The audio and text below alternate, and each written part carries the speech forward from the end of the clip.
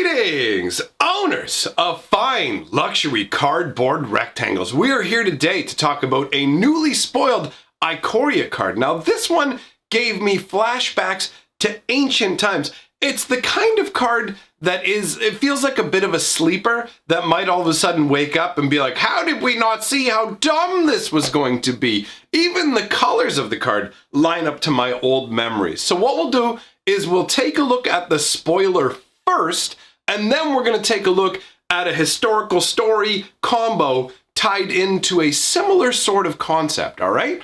So, the Titanic problem that we're going to talk about here is Titan's Nest, and that is the new enchantment that costs 1 blue, 1 green, 1 black, and 1. It says at the beginning of your upkeep, look at the top card of your library. You may put that card into your graveyard and exile a card from your graveyard, add a colorless mana. Spend this mana only to cast a colored spell without X in its mana cost. So the first thing that I want to address actually is how it is a little bit weird to see the original wording of the first paragraph here. So the part where it says, at the beginning of your upkeep, look at the top card of your library. You may put that card in your graveyard. If you think about it, doesn't that ability feel very familiar? Where have we seen that? Oh, that's right. It's Surveil. This is literally the Surveil mechanic from the Ravnica block, like that we just had. Surveil is still in Standard. So it is very weird to have an ability that exists in Standard that's keyworded, but isn't keyworded here. And I think that they do that just because Surveil isn't actually an evergreen keyword. An evergreen just means things like First Strike, Flying, something they use everywhere and anywhere. You'll see it show up in all the sets versus abilities that are tied to particular sets, right? So it admittedly, though, does feel a bit weird to see Surveil here without it being called Surveil. Now, the second part of the ability is obviously where the real juice is, right? Like the first part of the ability is great. Yes, you get to essentially do a little bit of Surveil action at the beginning of your turn. Look at the top card of your deck. Do you want it? Feed it into your graveyard. And that actually goes quite well with Theros' escape mechanic. It goes great with jumpstart cards. There's a whole bunch of cards that exist right now, currently in Standard, that are totally cool with being tossed into the graveyard, no worries, right? So that part is okay, but the real juice comes in where you get to exile cards from your graveyard to add a colorless mana. Because once a card's in your graveyard, it's a lot less likely to be a useful resource for you. Now, obviously, we've covered some cases just a moment ago where it would be. Those abilities clearly make the cards being in your graveyard still usable. But normally in Magic the Gathering, over the long haul, the majority of cards that end up in the graveyard are used up and useless. At that point, they're essentially garbage to you. So being able to exile them for colorless mana is not too shabby at all. Now, Wizards knows that there's a potential for a problem with this enchantment, which they've tried to head off at the pass. They've tried to head it off at the pass by adding restrictions to how you can spend the mana. So you can only use this colorless mana to cast a colored spell. You're not going to be able to use it to put out any big, crazy Eldrazi or other dumb nonsense in that regard. You will be able to use it to cast creatures that have, as long as it has 1 colored mana symbol in its mana cost at all, you'll be able to cast. Doesn't matter if it's like 1 red and 9 colorless. As long as it counts as a colored spell, you are good to go. And the other part that they've added in terms of restrictions to make sure that this doesn't get too bonkers is the whole without X in its casting cost. So you can't use this to do a big game-ending like burn spell, and you also can't use it to fuel any kind of like crazy X counterspells. But the fact of the matter is this isn't sorcery speed either. This is instant speed that you can do this at. And that makes a big difference, right? You can gain this mana at instant speed, which means this card is, the Titan's Nest, is always ready to give you that mana boost. In terms of the artwork on Titan's Nest, it's pretty funky, man. It looks like this gigantic, almost like cratered ring of like deadfall where you have a bunch of trees that don't really have any life left to them. And in the middle, you can see like a beast that is rearing up. Now, the question is this Titan's nest that's showing the Titan, is that supposed to represent like the child Titan that's kind of still hunkering down in the safety of the nest? Or is that supposed to be like the parent that lives in this nest? I mean, I guess theoretically, there don't have to be any offspring, but when I think nest, like when I think lair, I think, okay, that's where this creature hangs out and lives. When I think nest, I think offspring, where you go to rear your children. And honestly, speaking of nests, think about this from a biological perspective, the same kind of perspective that Vivian might take when like coming to the plane to explore. Imagine the scenario where you are witnessing the mating dances, the mating rituals, the nest crafting of all the different species that exist on Ikoria, right? Because there's all kinds of different things that animals do to procure mates, gather up all kinds of shiny trinkets, build special kind of like areas to live in, do funky little dances. You're like, hey ladies, you like the way I move my wings? All this kind of stuff. So how fascinating would it be to see what the rituals are on a plane of existence where there really aren't specified species? Creatures are mutating into all kinds of different things, different variations. Yes, the clades do have particular, like, more dominant style species. Like, there's a lot of cats here, there's a lot of nightmares here. But imagine all the different styles of setting up nests or, you know, any kind of, like, mating ritual dances, all that would exist on Ikoria. That's pretty exciting. And that's what the artwork makes me think of. I mean, there is the nitpick in a way that the Titan's nest feels kind of drab in its coloration. You know what I mean? Like it's a very muted kind of light brown and gray environment.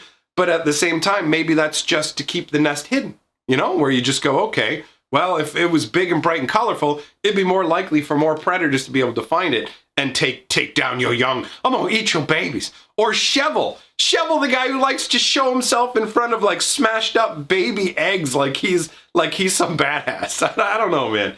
Either way, I said that I would talk about how this tied into like an older concept here. And what this reminds me of is there was an enchantment way back in the day that people kind of waved away. Because I feel like people are going to wave this card away. They're going to look at it and go, you know what? This card isn't too powerful. It's not going to be a problem. It's a non-issue until somebody clever comes along and goes, actually, you know what? Here, let me show you a way that I make this card dumb. Now, will that way be too powerful? Who knows? But it does make me think all the way back to the old days of Prosbloom. And if you're old school, you know what I'm talking about right away. But if you're not, the whole concept centers around another multicolored enchantment that on the surface seemed very weird, all right? So it's Cadaverous Bloom. 1 green, 1 black, and 3 for an enchantment. Choose a card in your hand and remove it from the game. That's old school wording. Essentially, it's exile a card from your hand. Exile a card from your hand, add 2 black or 2 green to your mana pool.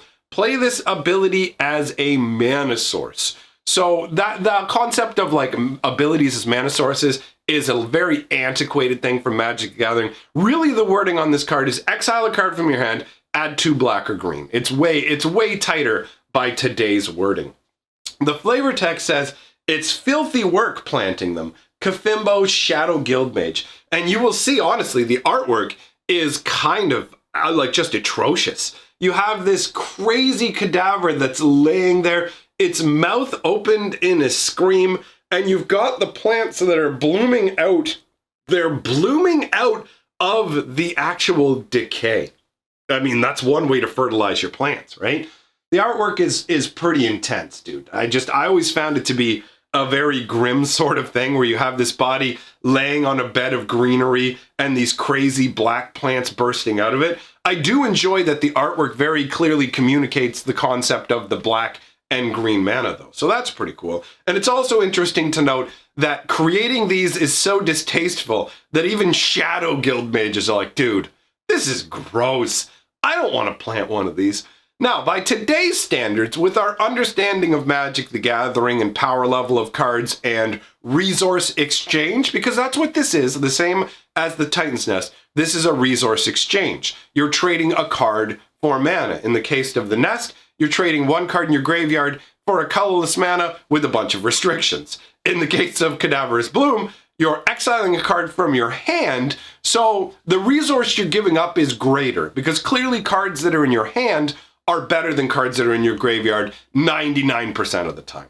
You're going to be able to cast those cards. There's still resources yet to be used, so you are giving up more. But the fact of the matter is that you can get 2 black or 2 green for each card you give up. Now, back in the day when this card came out, a lot of people were like, no, I don't want to use this. This seems terrible. And I was the same way. I'm like, there is no way I am going to give up a card in my hand for 2 measly mana. Now, notice how the Titan's Nest is green, black, blue. Well, blue is the color that was added in with Cadaverous Bloom to make it dirty. And that's where we get it's called Pros Bloom. So the pros part of the name comes from prosperity.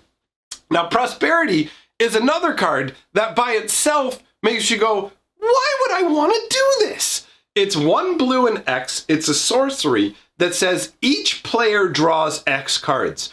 Why? Like, dude, you have to understand, this existed around the same time as Brain Geyser. Brain Geyser is 1 more mana, and you get to decide who draws the cards. So you can go, you're going to get them or I'm going to get them. And it's always going to be you. Why would you want to have your opponent draw cards unless it was going to be enough to essentially work the same under like a mill strategy, right? Where you're like, I'm going to try and make you run out of cards in your deck. So almost always you're just going to want to draw the cards yourself. So prosperity comes along at the same time Brain Geyser exists. And it's just like, wait a minute. It's only 1 blue less, but I have to let my opponent draw X cards too? Why would I ever want to do that, right? So, and honestly, the flavor text, the concept on this card is fantastic. The flavor text says, wealth is a good thing compared to poverty. Your food is better, your robes are softer, and your companions have bathed more recently. And that's from Kipkemboy, Kikemsa Pirate. And the artwork shows a pirate there in his green robes.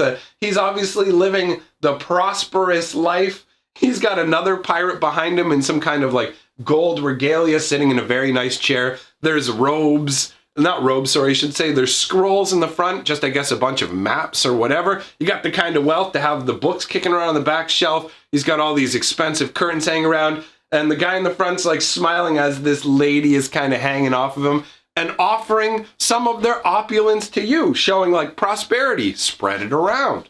So the concept behind the Pros Bloom deck was basically like, we're both going to draw a bunch of cards, but it's going to be irrelevant because what I'm going to do is I'm going to take all the cards that I've drawn and I'm going to use them to get mana and end you before you drawing the cards even matters. And that's where Drain Life comes into play. So Drain Life's a pretty straightforward spell. You basically get to go, okay, like 1 black and 1 colorless to cast originally, and then you pay as much black mana as you want, and you get to do that much damage to any target and gain that much life. And we're using the artwork from Richard Kane Ferguson here, my favorite. You can see a guy kind of being like, ah, as he's getting drained. But either way, this is taking 2 cards, Cadaverous Bloom, which makes you feel, no way, why would I want to do that? Prosperity, which makes you feel, no way, why would I want to do that? Put them together, all of a sudden it's a way to do massive drain lives and just outright win the game. So Titan's Nest has the same kind of feel to a Cadaverous Bloom. Yes, Wizards has put restrictions in place, but Wizards is not all-seeing and all-powerful, and there is definitely room for this card to become part of some crazy engine of doom. The question is, will it be enough to be a big problem, right? We're already seeing some other cards that may cause an issue. Fire of Inventions, I'm looking at you. I think that we're going to have some problems with that. We will talk about that most likely in another video. So let me know what you guys think about Titan's Nest. Am I hyping up a card that's ultimately going to be garbage? Or am I on the right path thinking that this card could actually be a genuine problem? Thanks for coming by, everybody. Big shout out to my patrons and channel members. Thank you for supporting what I do here, and I will see all of you, my friends, very soon.